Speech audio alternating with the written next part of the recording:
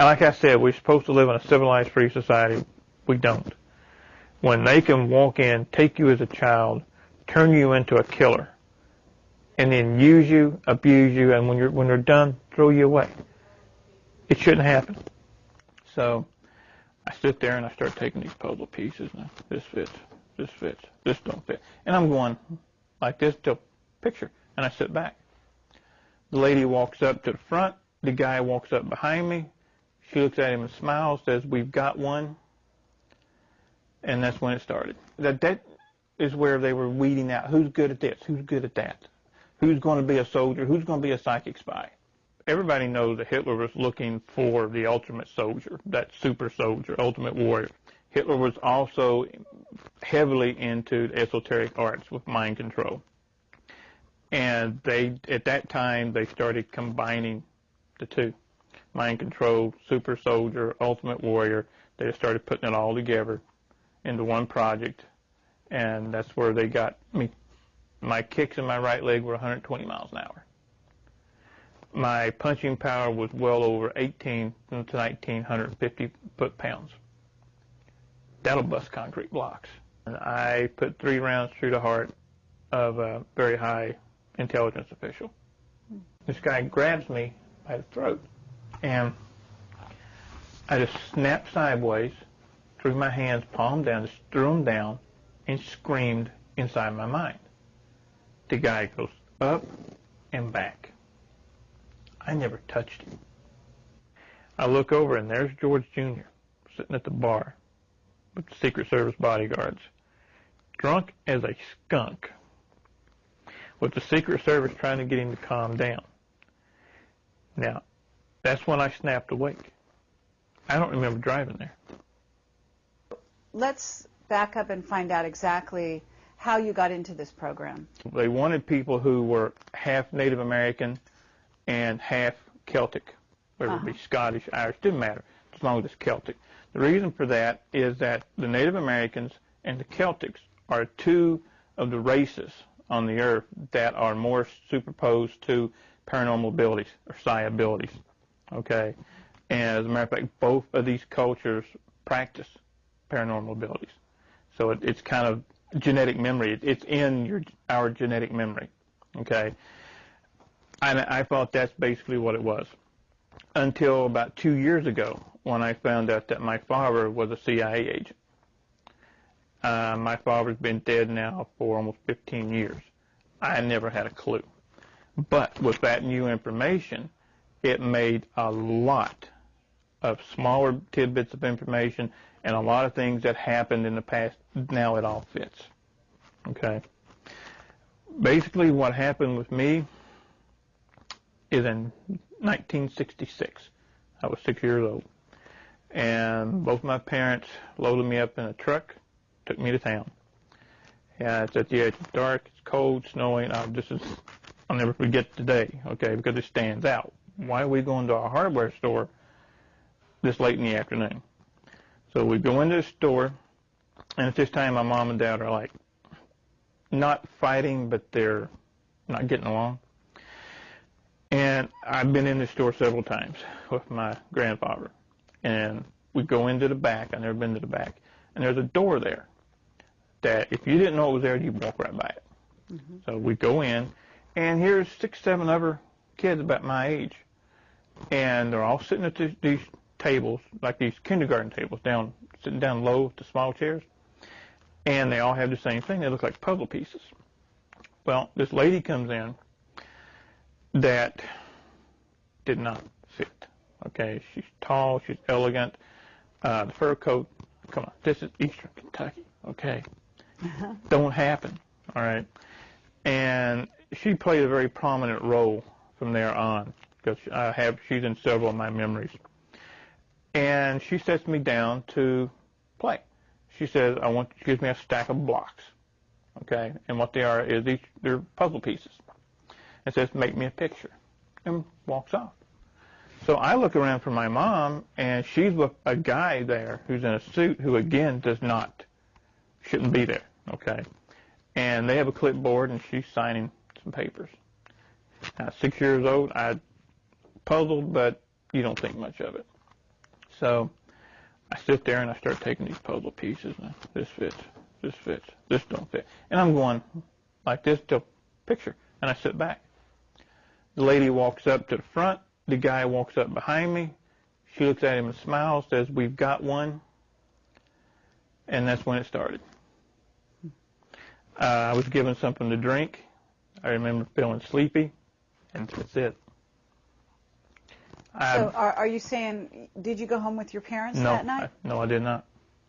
I see. I was taken directly. This is what I found out later, because once I went to sleep, with whatever was in the drink, the Kool-Aid or soda, whatever they gave me, put me out.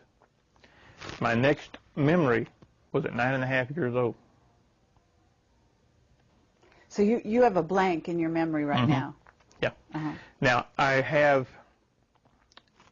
some memories have came back, and I have bits and pieces of memories of what happened during all that. Some very vivid, some I have documentation, some are just memories that are there, okay? And then from there... At 9 years old, why do you remember 9 years old? What happened then? Because I had to take a stint in a hospital. A hospital here, the University of Kentucky. They did some type of procedures that no one's ever really been able to explain to me. Even as an adult, I tried to get the records, and no one will release those records to me. And from there, I had a couple of years as a kid where everything seemed okay, a lot of paranormal activity going on and all that. Then at 14, I'm gone again. Gone to the hospital? No, gone. Memories, gone. Oh. Okay, so looking back, though, you basically feel that you were trained as a soldier during that time? Yes. Could you describe some of the training to us? The easiest way to do that is to back up for 1 second. Sure. Imagine Project Talent, the people in Project Talent, being sent to school. Okay. When we're in elementary school, we're all taught the same thing. Okay. That's where the martial arts training was started. I have vivid memories of 15, 20 of us in a group with adults, and they trained us as adults. There was no kid gloves, okay? 6, 7 years old, 8 years old, you got your butt kicked off. I mean, they beat us tremendously, but we learned, okay? Once and the paranormal training started as well. Everybody, that is where they were weeding out who's good at this, who's good at that, who's going to be a soldier, who's going to be a psychic spy. You have at this time certain, like a black belt in karate or... Even after I continued on, I took classes on my own, started a couple of studios. I hold a 5th degree black now, legitimately a 5th degree black. In the real world, right. So to speak. Right. Now, you also said something in an interview that I read that said something about having remembered when you started 5th degree black.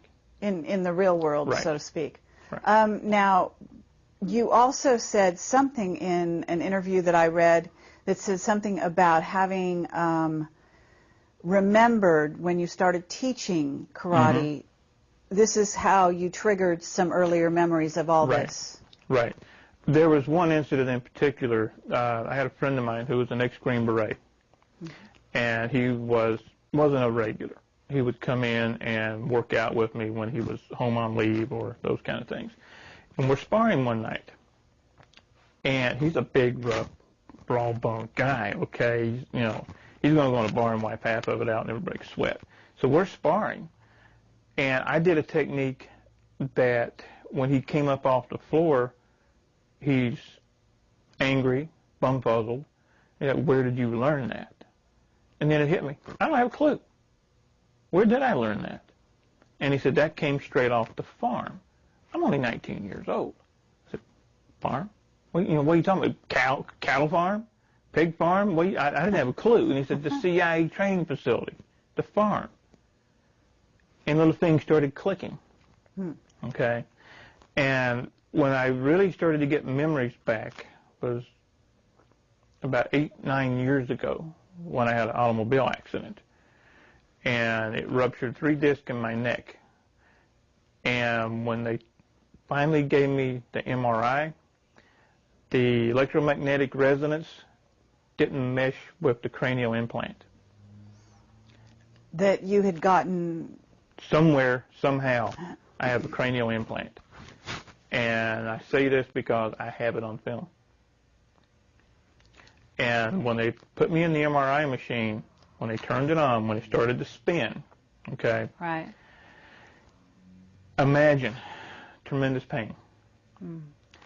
Also imagine you're in there and you see 1,000 TV screens and they come at you at once. On each one of those TV screens is a picture. Each picture is a memory. And it's just coming. That's amazing. That's how I started to get total memory again. And now, I don't know, was this also correct? You were screaming and the engine, yes. the MRI blew up? Or? The MRI the machine itself caught on fire. That's what actually brought me out of it. Because I'm there in nothing but my underwear and a gown, holding my head, screaming bloody murder. And I noticed smoke, okay? And the techs come out, nurses come out, and they grab me, and they want to do all this to get me out of there. They start with the fire extinguishers and all that. Wow. Now, do you have the cranial implant to this day? It's still there. It's still there. It's just, from what I understand, it's not working. Oh. And what makes you think it's not working? Because I haven't been used anymore. I haven't had the blackout spell and be gone for 3 or 4 days or a week with no memory. Okay. They stopped. This one is dead center in the brain. It looks like a grain of rice, and it's just dead center in the brain. So it's right that there. Small? It's that small. Wow.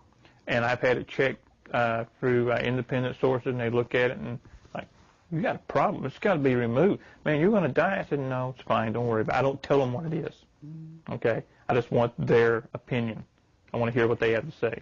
I don't say anything unless I have the proof, or I have someone else who's willing to sign a deposition saying that they were there, they saw it, they know. If I don't have proof, I'll say, this is what I think. Okay. So back when you're a child and you go to the hospital, you said, did you have something going on with your body that they changed at that time? Do you know what happened? I remember going through a procedure, okay, and I remember waking up, and the machine, so this would have been 1969, okay, and I remember the machine was about the size of this table, canvas wrapped, and they were bringing it down on top of me, and it would get hot. And I wasn't supposed to wake up. I was supposed to be drugged completely while I woke up in the middle of it. And I remember being dozens of tubes laying to each side of me where they had been plugged in one at a time. Wow. Now, what happened? I don't know. Now, did you have uncommon strength, or were you, did you notice drastic changes in your outlook towards reality? I mean, at 14, this is probably hard to tell, but, as time went on, do you think that you developed at a different rate than other children? Yeah. Because of maybe some of this? I think so. I've always been stronger, faster, more endurance than anybody around. And that is also the same with all of us that came out of these projects. That's part of the super soldier structure. They want the super soldier to be just that super, beyond normal, faster, stronger, more endurance, pain tolerance, et cetera, on and on and on. That's what they want. So can you tell us what abilities you have? But if at the peak of your performance, if you want to call it that, what do you think you were capable of? Physical ones, yeah, I've kept. The paranormal abilities, I have kept some. The main paranormal abilities come out when the alternate personality comes out. That's one of the things that they did to us. They gave us alternate personalities. So we were trained in the alternate personality. I have witnesses that have saw me bust heavy bags with one punch. You're not supposed to be able to do that. I was measured for punching power, speed, and everything at Burlington, Wisconsin, at a facility up there. It's no longer there. That did all the testing for the pro sports, for the football teams and all that. My punching power, at this time, my weight was 175 pounds. And when are we talking? How many years ago, or what year, if you, generally speaking? Let's see, 1984. Uh-huh. In the spring of 1984. Okay. And the testing came out as unreal. My punching power was heavier, stronger than that of a super heavyweight boxer. My kicking power and speed was even more than that. My kicks in my right leg were 120 miles an hour. My punching power was well over 18 to 1,950 foot-pounds. That'll bust concrete blocks. Okay. Now, in terms of your psychic ability, what were those abilities? My primary psychic abilities, and the ones that I have kept in this personality, is being able to get in someone's mind, being able to foresee what's events in real time. And when I mean get in someone's mind, I don't mean read their mind, read their thoughts, hear their thoughts. It's more of what some people that I work with now we call picting. We see pictures of their thoughts. Like you may be thirsty, thinking about a soda. I'll look at you. I'll see a Pepsi can. Okay? That's what happens. And these type of abilities to a fighter, a soldier, or an assassin, think of the edge that gives that person. So, do you have absolute recall of times when you're in the other personality now? I have witnesses to that, yeah. See, what happened is I'm not supposed to remember anything right now, okay? I imagine. The people who start to remember are usually late 50s, early 60s, okay? Much too old to really do anything, but I'm not saying 60's old, but in this society, by the time you're 60, 62, anywhere in there, people write you off. How old are you now? Because I can't tell. I'm 46. Uh-huh. I know. No, everybody says you don't look 46. That's one of the other traits that we have. Mm-hmm. None of us look our age. Longevity. Yeah. Okay. Most of the people who when they start getting their memories back, when they get their memories back is when the personalities begin to mesh. They're no longer personality A, personality B anymore. They start going together. So when all these other memories start coming in, meshing with the other memories to mesh. They're no longer personality A, personality B anymore. They start going together. So when all these other memories start coming in, meshing with the other memories, they go nuts. Most people. So most of these people committed suicide. Okay. Okay. And now the ones who didn't wind up in asylums.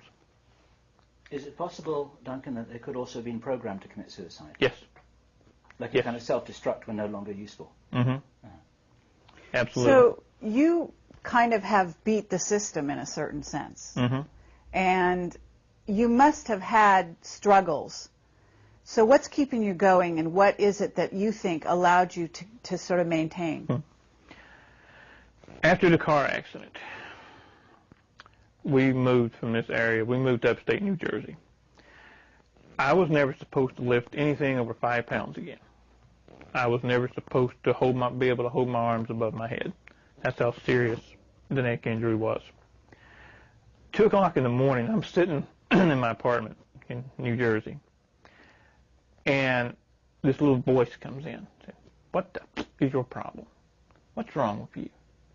You wimp, you're going to give up? You've been a fighter all your life. Get up and fight. I started doing push-ups at night. A year later, I'm fine. So you basically brought yourself back from your injuries. The injury's still there. I can go to a neurologist right now, let them do an x-ray, and they'll look at me and say, you need to be in surgery today. Okay? Huh. But I refuse to go. The pain is still there. I live with pain 24/7. And again, if this hadn't been done to me as a kid, yeah, I'd probably be taking pain pills on a regular basis. But you're not. I take nothing. Mm-hmm. So now I'm curious because you have this tattoo on your arm. It looks actually kind of beautiful. Is this something you got in Vietnam? No. This was supposed to be one of a kind. It's my design. Really? This was something that came to me in a dream, actually. Wow. And I designed it. Is that a dragon? That's a dragon. Uh-huh. And I had a tattoo artist do it for me. And it stayed one of a kind for a couple of years, and then all of a sudden I started seeing it out, and she does have her work on a website. Uh-huh. And then I'm walking in the Walmart across the street of all places about 6 months ago, and there's a paperback novel, and that's on the front cover of the paperback novel, identical. And you designed it? And I designed this. Wow, cool. It's very nice. So what happened in Vietnam? Because you have an amazing story about that. I was in North Vietnam twice that I know of. Okay. Some of these areas are still murky because, like I said, I keep finding out more things every day. Okay. Once when I was 12 years old. Okay. I know people say, I got 1972. You were in Vietnam in 1972. Actually, we weren't in Vietnam. We were in Cambodia. Okay. We weren't supposed to be in Cambodia. A Navy SEAL team and a Marine Corps recon team were pinned down by the Cambodian Khmer Rouge. They called in for reinforcements, somebody to get them out.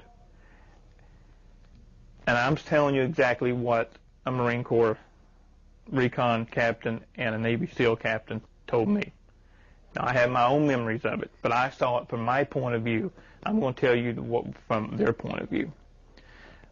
A black helicopter, a Huey, lands. 12 kids come off the chopper.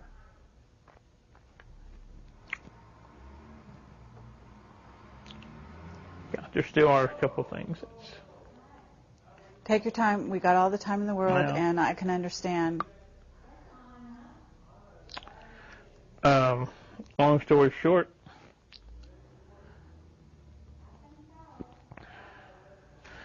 we came off the chopper, formed a semicircle, and we all held hands. There was... Were they all boys? No. Oh. Were they all around the same age? Yeah, I was the oldest. Okay, so all around the age of 12? Anywhere between 9 and 12. I was team leader. Okay. On that. We held hands, raised our arms, and killed them all.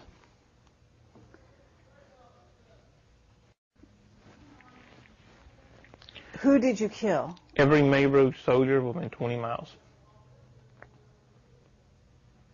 How is it that your powers were able to target the other side and not?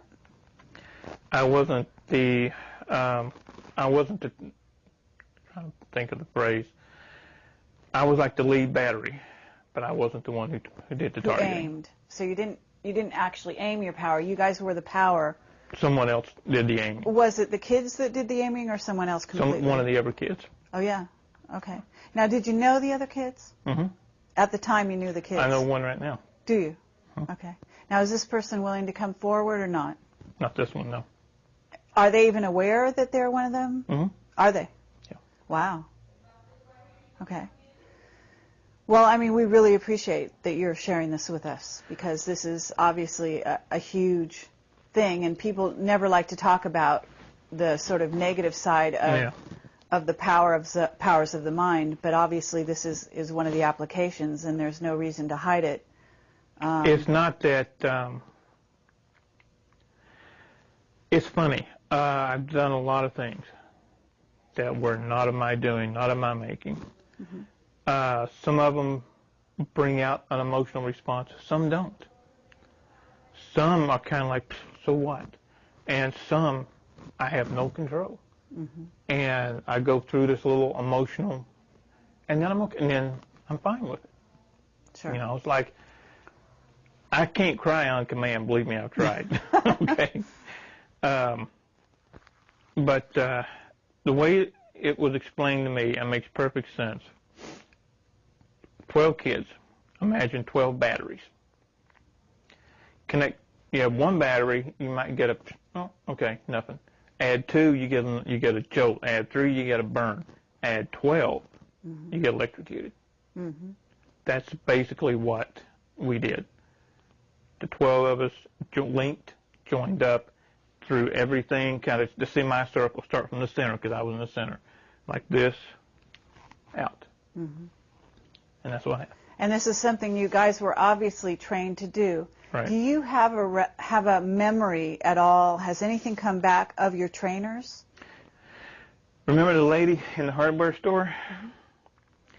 Yeah, she figured very prominently when I was young. The next memory I have of her is in a lab coat. And I'm in this house. It's been described to me as the mansion.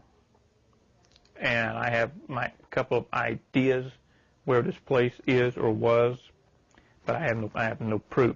Okay. I'm in a hallway, and there's green and white tile. These 12 by 12 tiles are on the floor. And I'm doing something that all of us that come out of this has the same trait. We don't come down on one knee or anything like that. We squat. Makes no sense in some ways, but in some ways to us it does. We squat on the balls of our feet with the arms out loose, almost like an animal. Okay? Okay. About 10 feet away, I have a small water bucket. And what I'm doing is raising the bucket, trying to turn it over, sit it down gently. Raising it with your mind or with Correct. your hands? Just with my mind. I see. And what I'm doing is I'm raising it, turning it about halfway, and it's just dropping. I'm not getting it. Okay? And I look around, this lady's behind me with her clipboard, taking notes. And I tried to get a response. I looked at her trying to be nice. I said, I've almost got it. And she basically just looks down, snarls, and walks off. There was nothing nice about any of this. Wow. So, okay, you said you were in Vietnam twice that you remembered. There was nothing nice about any of this. Wow. So, okay, you said you were in Vietnam twice that you remembered. What was the second time? The second time, all I remember is being shot down. We were taking off in a Black Hawk. No, I'm sorry, not a Black Hawk. That was that's another incident in a Huey, and we got about 10 feet off the ground, and took some anti-aircraft fire, and we went down. And this Navy SEAL captain, who we've talked about, is the one that pulled me out of the chopper. Oh, so this is the guy, the witness that you say is also witness to the Vietnam incident that you told us with the kids. Correct. And he was in charge of where was he at the time? The easiest way to tell you about this guy, his whole family was CIA. Okay. He was one of the most decorated and had one of the best kill records in Vietnam. His abilities as a sniper were unparalleled. And then at the same time, he was also a sailboat captain, because he pulled, I think, 5 or 7 tours in Vietnam. So, but he wasn't messed with the way you were, I'm assuming. He does have some memory gaps, yes, Okay. but not to the extent that I have or some of the other. And how did you guys hook up? When I started getting my memories back, I started looking for him. Because you knew who he was? I mean, you now you remembered from the age of 12 who he was? Yeah. I remembered his face, and I knew, being what he was, he's going to only be in certain circles. So I started frequenting those circles. And I finally found him, and we sat down at dinner at a casino and started trading stories, and that's history. Wow. That's great. Is he willing to come forward on record? He is, yes. Would you introduce us? Yes. Thank you. Absolutely. Okay, so can you tell us a little bit more? I mean, I'm going to imagine you were a remote viewer. Am I right? Not one of the best, but yeah. Okay. So you were physically trained. You were mentally very astute. What was your title? Were you, in other words, you said some were psychic spies, some were warriors? Correct. My problem, and I've been told this by some very strong size, is my problem is that I fight the psychic abilities. I don't just let them flow. I fight them for whatever reason. I block them myself. I went, as I graduated through Project Talent, I said it was a school, moving on. At what age was this, would you say? This would have been mid to late teens. Okay. I was turned into a soldier with psi abilities. Like I said, I wasn't one of those that was put into the pitch black room and could tell you what a politician 4,000 miles away was having for breakfast. Okay, I wasn't one of those. Okay. I know some people who were. Sure. But I wasn't. Now, did you know Joseph McMonigal in that?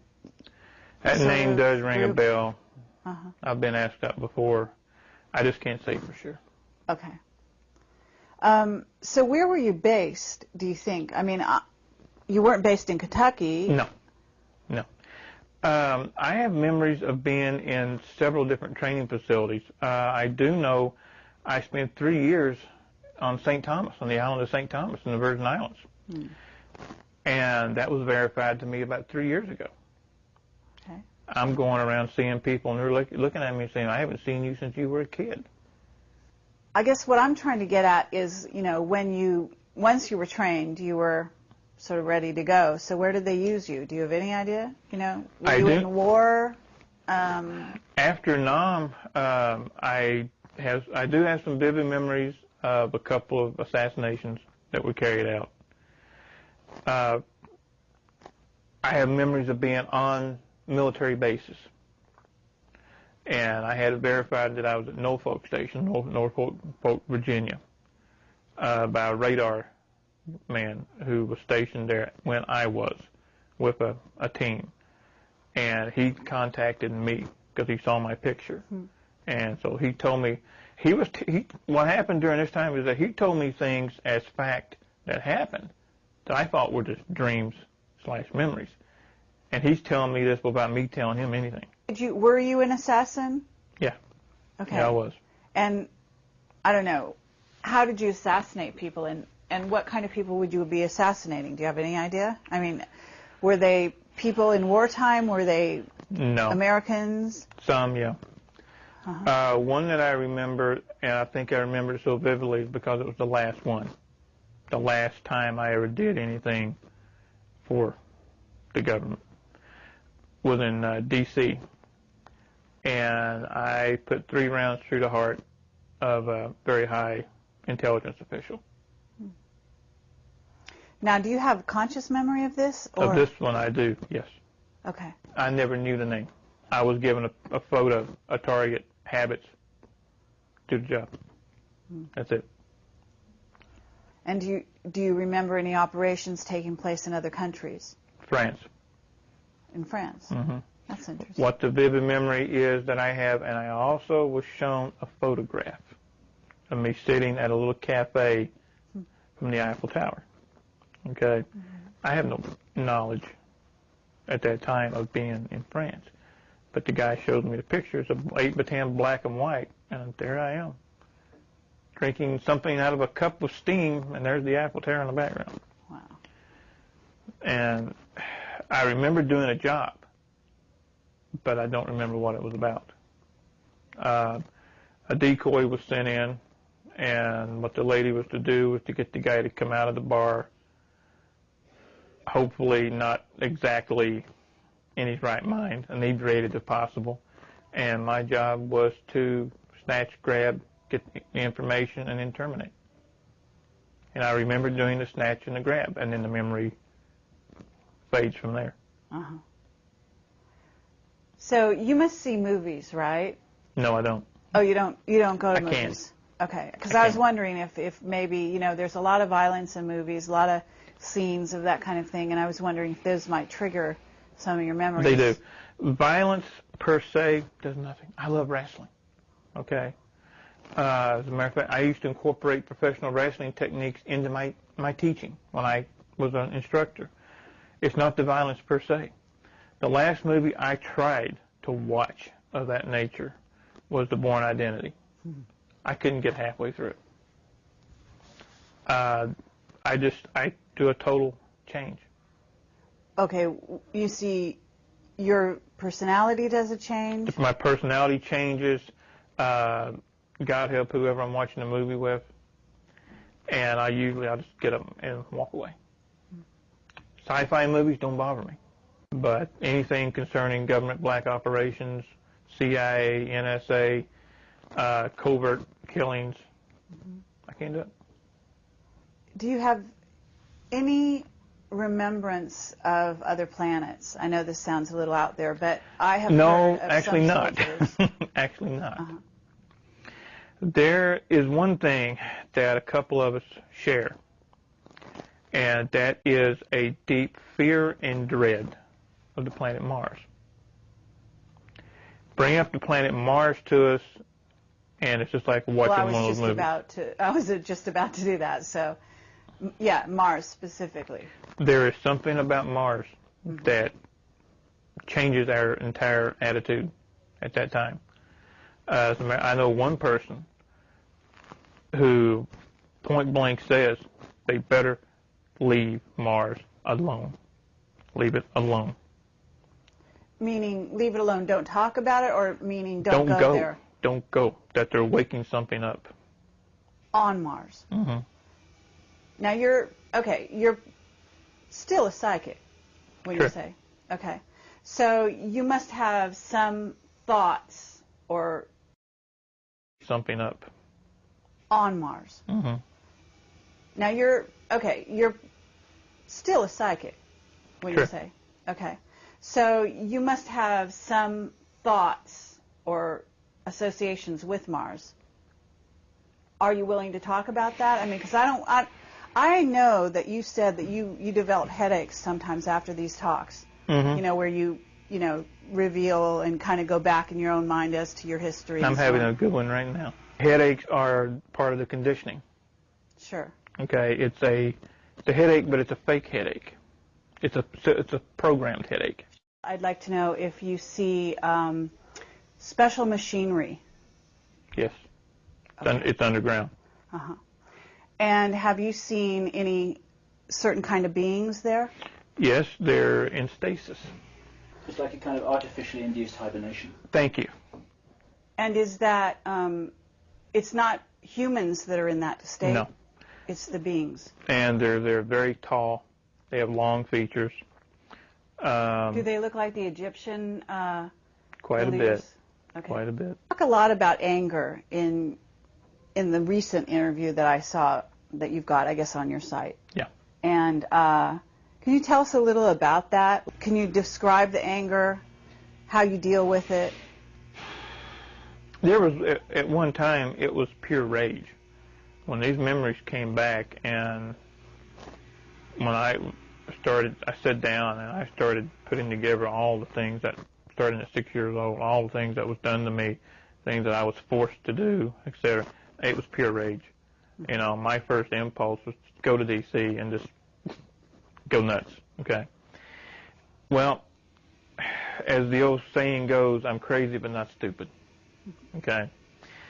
And as a fighter, I was trained, channel your anger. Don't let your anger channel you. Mm-hmm. And that's what I started doing. So I took, instead of just being so mad I can't do anything, I turned that anger to being so mad I want to do something. And I've stayed that way. So is that why you started writing books? No, actually I started writing as just kind of my own therapy, just to get it out. Mm-hmm. And I had never written anything. And somebody read some of it and said, this is pretty good, you need to keep it up. And so I did. And now you've got a book coming out, isn't that right? Yeah. Deadly Awakening. It's about everything we've talked about here, plus all the side streets that we don't have time to go up. It's supposedly going to be turned into a movie. Okay, that totally caught me off guard. So. Well, that's wonderful. That's very exciting. In terms of telling your story to a wider audience, what would you like to result from that? I would like to see enough people wake up to march on Washington and say to these projects, stop, and hold the people accountable. Okay, there's not going to be class action lawsuits. There's not going to be prosecution. That's fine. I got over that years ago. Everybody else involved needs to get over that. Just hold them accountable and stop it. Okay? Do you think this is still continuing this day? Yeah, absolutely I do. Do you have any information about in what form these projects are continuing? I remember think you said that in the 60s there were 1,000 kids, of which there were there are only 60 left. In 1966, there was supposed to have been 1,000 that were taken worldwide that was in my group, as it were. There's only about 20 of us left now. I think what I have to explain, we were actually at 6, 7 years old put in survival of the fittest. Okay, our personalities were split. Any normal kid, any normal person would not do the things that we did in their right frame of mind. Mm-hmm. So they had to split our personalities, and they had a clean slate with that new personality. Had no rhyme, no reason, no right, no wrong, no concept. So they made it into what they wanted it to be. This is how they split my personality. Now, I don't know. I'm sure they did the same identical thing to other people, but I know for a fact not to each one. There were different techniques for different people, different kids. Now, the way it was described to me when I was a kid is it's your treatments, almost medical terminology. Imagine being 6 years old, and this is one of the funny things. I can talk about this with very little emotional because it was done to me, not something I did to someone else. You're strapped naked to a wooden chair. Arms out like this. Here, you're strapped here, here, and here. Your fingertips are spread open. Things are inserted here. So you can't do this. And I know you noticed, because I saw it in your mind and I saw it in your eyes, I have a phobia about my fingertips. What they did is they inserted needles underneath the fingertips. That's bad enough. Hook those needles up to electric current and turn it on. Waterboarding is where you basically drown the person and then bring them back. In my case, they did 2 ways. Strapped to a chair and would take a water hose and just spray it. You can't breathe, and then you're gone, and they bring you back and all that. And then I remember having my head dunked. That's why I don't swim. Now, what would be the purpose of that? To cause pain, intense pain. What happens when the body and the psyche goes through the amount of pain it can tolerate, you black out. You pass out, you faint. Well, the Germans brought over a drug with them. Once injected, it blocks those receptors. You can't black out. You can't even force yourself to faint. So once the psyche has gotten to a point to where it cannot take any more, you have two choices. Split off into another personality to save yourself, or die. Okay. Okay, I understand. When the pain becomes too much, the way you're able to survive and stay together mentally is actually to go someplace else. Exactly. And you go so far someplace else that you're actually in another, creating another part of you. Exactly. You create a total separate individual to where they can pull out that alternate personality. Now, 1 second I'm me, next second I'm somebody else. Now I'm back to me. That's how they wanted you. Have you seen Manchurian Candidate? No. You never saw that? No. Okay. Well, if I refer to that movie, I don't know if you know what I mean, but... I know what Manchurian Candidate is, yeah. You know what it's about. Yeah. Okay. Is it possible that you could be activated by a phone call, say? The last time that I did a job, that's what it was. I got a phone call in the middle of the night. Can I be activated now? I do not think so. They burnt the chip out. Okay. Do you think it's a tone? Do you think it's words? I mean, do you have any idea what it is? I think it's a combination, and I think it's more than one. There's, in order to open a combination safe, you've got to have a combination, which is more than one number. So I think what they did, they set up, you have to have a system of checks, balances, and fail-safes, to where if you're watching TV and all of a sudden you hear the correct word or whatever, you freak out, kill everybody. Then you will start seeing this happening everywhere. There has to be a fail-safe to keep that from happening. So I've always thought that it's a combination of words, tones, numbers. I see. What have you. But what happened during this night is I was in bed. My wife and I were in bed. The phone rings. I reach over, pick it up, put it to my ear. No more than 3 seconds pass. I hang the phone up. I get up. I get dressed. I leave. I'm gone 3 days and 3 nights. And at that time, we lived exactly 11 miles from the airport that you guys passed coming here. Oh. I get dressed. I leave. I'm gone 3 days and 3 nights. And at that time, we lived exactly 11 miles from the airport that you guys passed coming here. Oh. When I came back 3 days later, there was only 22 additional miles on the car. I went to the airport. But you have no memory on where you went. I went to D.C. This is when I went to D.C. and did a termination job on this individual. Now, what year was that? 1985. So this is quite a while ago. Yeah. And here's something that I'll tell you guys, I didn't want to put on the tape. I'm sitting in a Mexican restaurant, very nice 2-story Mexican restaurant, and I hear somebody laughing. This was before the president now was the governor of Texas. I look over, and there's George Jr. sitting at the bar with the Secret Service bodyguards, drunk as a skunk, with the Secret Service trying to get him to calm down. Now, that's when I snapped awake. I don't remember driving there. And I'm looking around, and where the hell am I at? But there he is. I had one impulse, kind of terminate. And I had a gun in my pocket. And for whatever reason, I fought the impulse down, and I didn't kill him. In other words, you remember who he is now, but you didn't know who he was when you were there? I didn't have a clue. He was just some guy who was getting drunk with Secret Right. Service around him. Exactly. I did not have a clue who he was. Then I'm sitting there watching the news sometime later when the governor of Texas has announced his bid to run for the presidency, and I look at him, I'm like, holy. Oh, this was before he became president? Yes.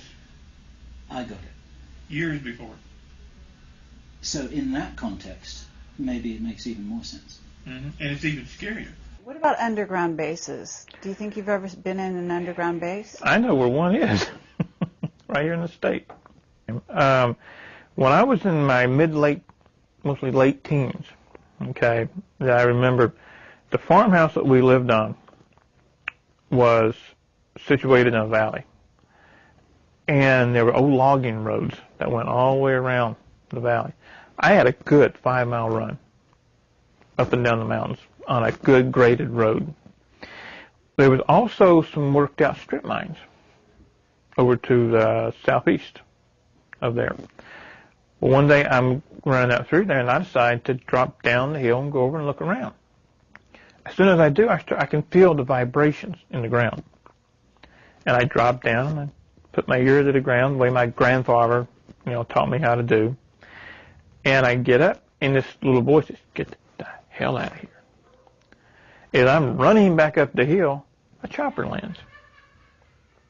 Wow. I didn't go back anymore. But a couple of days later, two things happened at once. Okay, my father had a friend. His name was Paul Preston. Paul Preston was somebody, and still is somebody, that I would terminate with extreme prejudice. I don't care to say that. When I was 14, we were getting ready to work the field. We had a cash farm. And I was working on a tractor. We lived about a mile up a dirt road, off the main road. And I can sense a vehicle coming before it's halfway up. I stop and I look out, okay, and I see this grayish silver van coming up into the driveway. Brand new. Has a UHF antenna on top. I've never seen anything like this. Again, this is Kentucky in the mid-'70s. Nobody had that kind of money. This was before the coal boom, before the energy crisis, before people made $20 an hour. People were lucky to make minimum wage, okay? And this guy gets out of this van, and I noticed it has Texas tags. I had heard my dad talk about this guy. They were childhood friends. And then this was confirmed to me later on that they were in the CIA together, that Paul Preston was actually station chief in more than one area. But he gets out of the van, calls me by name. I never met the guy before to my knowledge. And in that instant, I had two thoughts. One was run, because this guy's bad news, this guy's dangerous, run. The other was take him out, kill him before he kills you. Okay. I'm only 14 years old. Wow. Yeah, my hair was longer then than it is now. And my dad comes down from the house. And they do the handshake, slap on the back, huggy, all this kind of stuff. Well, Mr. Preston looks at my dad, gets real serious, says, "We got to go talk." Now, my dad changes. His demeanor changes. So they go away for about 20 minutes. And all this time, I got the tool chest. I'm getting the tractor going, spring plow, all that kind of stuff. 20, 30 minutes later, Paul Preston comes back down from the house. He ain't talking to me then. He's in a real bad mood. Gets in the van, leaves. I barely saw my dad the rest of that day, because this is early morning because it's still cool. You didn't want to be around him the rest of the day. Okay, he was one ticked off Irishman. Well, that night, okay, my mom had a habit of sitting on the front porch at night. And I slept upstairs. She came in that night about 10, 11 o'clock, screaming for my dad that there's something over top of the house. And by the time he went out, it was gone. And I could hear the whole conversation. She said it was bigger than the house, was round, had lights all the way around it. I didn't know anything about UFOs. I knew nothing about that. I knew farming. I knew martial arts. I knew how to fight. I knew how to hunt, how to track, et cetera, et cetera. I knew nothing about anything like that. So the next night, this happens again. The third day, something happens to me. Okay. All the time I work and I train. I work and I train. So I'm going 12 hours a day every day. I worked out even harder than I had ever done before. And I think the reason being is to go to bed early, because that's exactly what I did. I went to bed early. That night, I go to bed. I'm laying there. Don't know how long. But I feel like I'm on fire when I snapped awake. I can't move. All I can do is open my eyes. The whole upstairs is full of light. And I can see a bipedal figure standing by the bed. I can see a head, I can see the arms, I can see the legs. That's it. And I know it's talking to me. It's telling me something. And the next thing I know, my dad is shaking my shoulder because my brothers saw the light and they thought the upstairs was on fire. That's all I remember. I don't remember anything again until I'm almost 18. Meaning no memories between the age of 14 and the age of 18. Right. I didn't get my driver's license until I was almost 18. I should have had them at 16. I didn't get them until I was almost 18 because I wasn't around to get them. Do you remember what the being looked like other than 2 arms, 2 legs? That's all I could see. A torso, 2 arms, 2 legs, and a head. Not an oval-shaped head, but a head-shaped head. A normal shaped head. Like other than 2 arms, 2 legs? That's all I could see. A torso, 2 arms, 2 legs, and a head. Not an oval-shaped head, but a head-shaped head. A normal shaped head. I'd estimate maybe 6 feet tall. And it was white as well, but a paler shade of white than the rest of the white in the room. I think all of these go together. The visit from Paul Preston, the craft over the house, and then my leaving again. All go together. And your father's anger, perhaps? Yeah. Okay. I think he may have thought, for whatever reason, that I was clear of it. And then Paul Preston comes back and says, no. I don't think he had a choice in the matter. The only anger I have with them is not coming out and telling me something. Okay? Especially after I'm an adult, and I start getting memories back, and I start saying, okay, what gives here? I know this isn't what happened. I know this wasn't right. What gives? I think I deserved more of an answer than can't tell you and leave. The first thing I did is when I started getting memories back is I started looking up old friends. And I would ask them, during this year, 73, 74, 75, where were we? What were we doing? I have memories of doing things. And every one of them, to a T, we were doing this. We were out doing this. Well, I remember that. They go, how could you? You weren't here. And one guy even went so far as to say, we went up to the farm to pick you up one day to see if you wanted to go away. We hadn't heard from you. Your dad ran us off. So what I had of those years were false memories. The memories I had of camping, going to the Dairy Queen, that kind of thing, were implanted. So you also said in your writing that you have one of your arms is wired or something? The right one. Call it? Yeah. The implant is right here. I know it's right there for 2 specific reasons. One, I had a guy put a meter over it, and they found it that way. And 2, it itches. And what it is, I call it an enhancer. It increases physical strength and speed. There's like wires that run from it that go down the arm and under the fingers. And it's only in this shoulder and this arm. It's not body-wide. I wish it was, but it's not. This is the hand and the arm that I've busted many heavy bags with. As a matter of fact, there was an incident to where I grabbed a guy who was a good 40 pounds heavier than me and just straight up off his feet. And then when I realized what I had done, it just dropped. It's like it's tied. I don't know the science of how it's tied in. I really don't. But I know that it's tied in with the fight or flight scenario. When there's danger, it kicks in. If I feel threatened, it kicks in.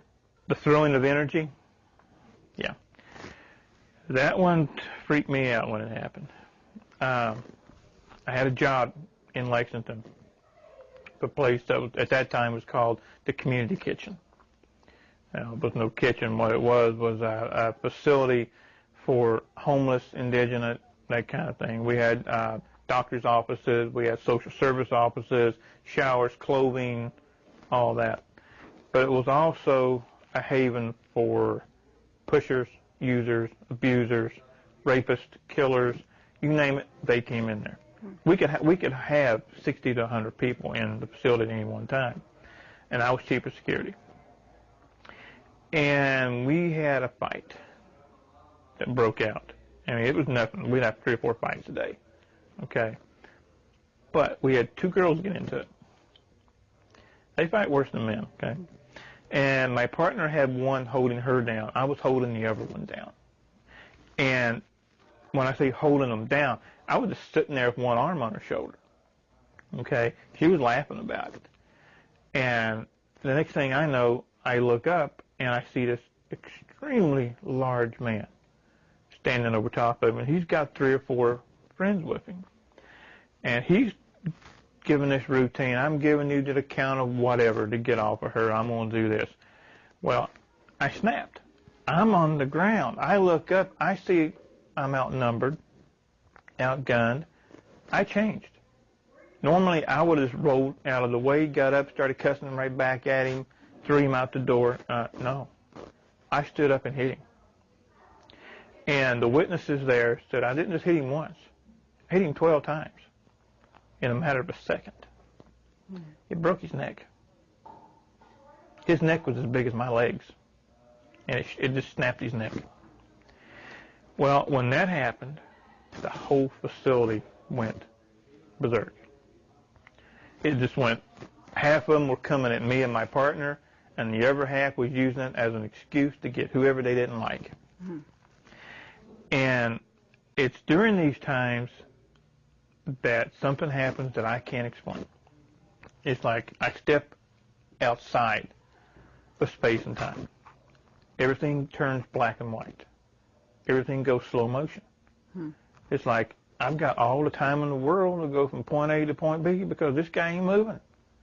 Okay? And it's like I'm just walking through, bam, bam, bam, guys going down, and then I'm grabbed.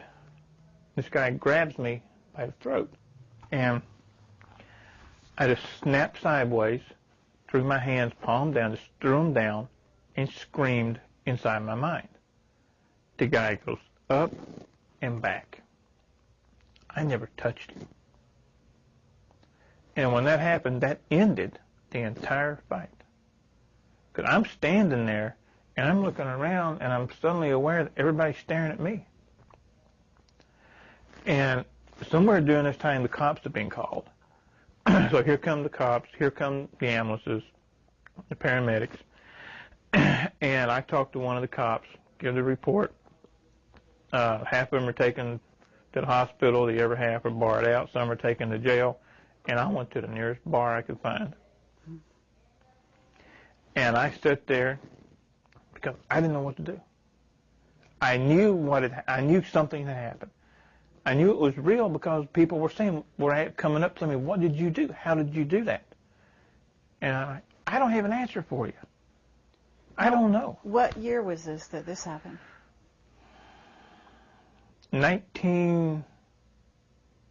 either 89 or 90.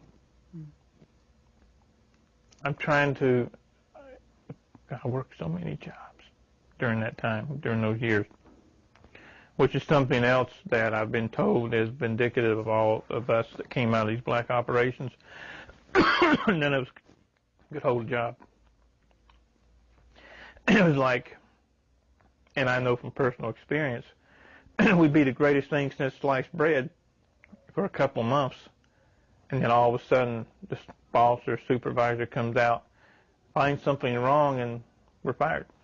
What I found out over the years is that's not unique to me. Mm-hmm. Is they want to keep you one step below poverty level, keeps your mind occupied on other things. Right, survival, right. Daily survival, so that you can't go further into your own memories type thing. And there's also another reason for that, and I've been told this by more than one person. Who listens to somebody who's broke? Mm-hmm. Sure. But everybody listens to someone who's wealthy. Mm-hmm. Yeah. And I think those two go together to make that. There was an incident which you also reported that you described as a kind of personal teleportation incident, or you went through a wall and you had a witness. Yes, absolutely. And you had a witness. Yes, absolutely. What do you recall about that? I get freaked out every time I think about that one. It was at a house in Oklahoma, and I was helping a friend of mine move. And I was in the one bedroom, and she was in the kitchen. For me to get from the bed to the front door would have entailed going down, cutting across, down, cutting across, very winding way. Well, as I said, she was in the kitchen, straight line, kitchen, living room, front door. No door in between, no wall in between. Well, she was reading and doing her own thing in the kitchen, and I'm sound asleep. And her youngest son gets up screaming and goes to the front door trying to get out. This is 2, 3 o'clock in the morning. She jumps up, starts to run to get him. I hear the scream, and I remember raising up on one shoulder, in the mind, seeing the kid, reaching toward the door, and I'm at the door. She said that I came through the wall in front of her, and all she could do was just stop and say, whoa. And I think, whatever I did, if I had froze inside that wall, that would have been fun. My grandfather, my mom's mom, was a full-blood Cherokee, and he gave me the name of Gray Feather. Gray Feather? Yeah. Uh-huh. And I asked him once, I said, Pops, what does Gray Feather mean? And he said, you're a tween man. And he had an accent, and I said, a what? He said, you walk between worlds. And this is before I knew anything about anything. I saw 9/11 2 weeks before it happened. I put it up on some bulletin boards on the net, was laughed at. I lived in Delaware at that time, right on the eastern shore, walking distance to the beach. I had a trip planned to Boston. A couple of days before the trip, because we were going to drive it, I get a phone call. And it's the metallic, digitized voice. It says, postpone your trip. 2-day window, plus or minus 1 day, wherever, here, or here. It's going to be something big happen in New York. You don't be caught in it. Now, have you had other premonitions that haven't come true yet? Yeah. I've seen this country almost split in half. I mean, physically split in half. Again, I lived in Delaware, and I just laid down, and it's one of those times where 1 minute I'm here, next minute I'm here, okay? And I'm looking down on the United States.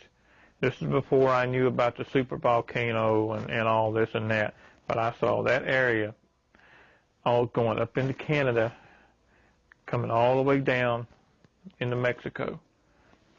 The whole western part of the country split off from the rest of the United States. And what I'm seeing is like a river of fire coming all the way down. Wow. And did you have a timeline for that? Soon. Very soon. So are you making any plans for yourself and your family because of what you're dreaming or seeing? Yeah? Yeah. Uh-huh. Are you finding a safe place? There's really not going to be a safe place. The best preparedness that I know of is to be able to be mobile. Mm. There is no one safe place. Okay. I started to go public when I lived in Delaware. after an attempt was made on my life. So when was that, approximately? About 2002. I was out for a jog. I mean, I'd had other things happen before, but I didn't, at that time, never made the connection. Okay? Now I make the connection. I was out for a jog, and it's in the wintertime, and I hear a motorcycle. Motorcycle. You ever been on the East Coast in the wintertime when the wind blows? It's frigid. I have, actually. And I'm out jogging, and I hear a motorcycle, and the ears go up, the hairs start standing up, one of those. So I go from a hard run just to a light jog, and I see the motorcycle. Solid black. No insignia, just solid black. Two riders dressed in black. Black OPEC face mask. I'm going this way, they're coming this way. This thing is going so slow, I'm trying to understand how in the world it's staying up. And as it comes up to me, I'm running scenarios. Okay, I'm wearing ankle weights and wrist weights. Like, okay, I'm waiting to see a gun.